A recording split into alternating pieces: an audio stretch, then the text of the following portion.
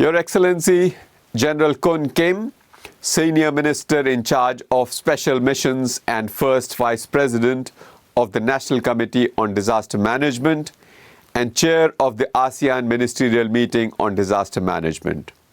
Excellencies, Ministers in charge of Disaster Risk Management from ASEAN member states and Timor-Leste, Your Excellency Dr. Kao Kim Hoorn, Secretary General of ASEAN, Excellencies, ladies and gentlemen.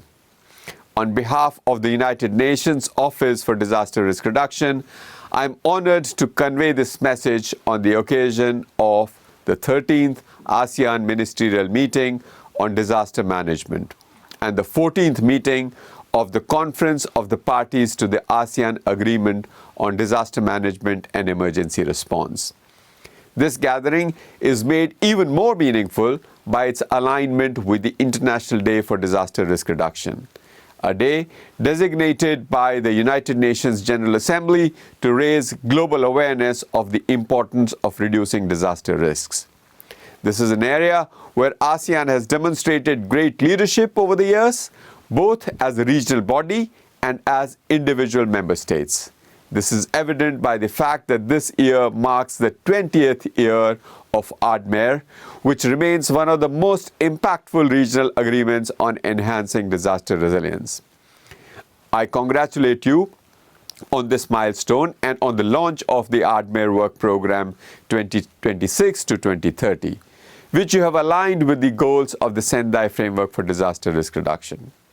The theme of this year's International Day is to highlight the centrality of finance to achieving those goals.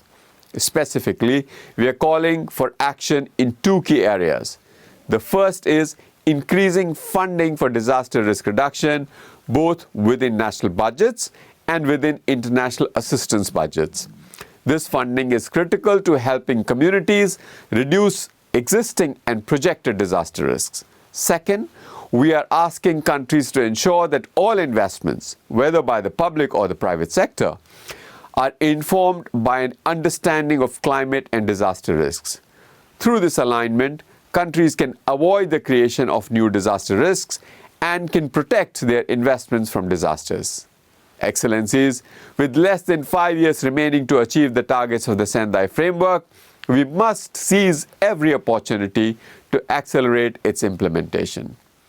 Lives and livelihoods depend on it, and sustainable development cannot be achieved without resilience. I am grateful to ASEAN for its continued leadership on disaster risk reduction and reaffirm UNDRR's commitment to our partnership for a resilient and prosperous ASEAN. Thank you.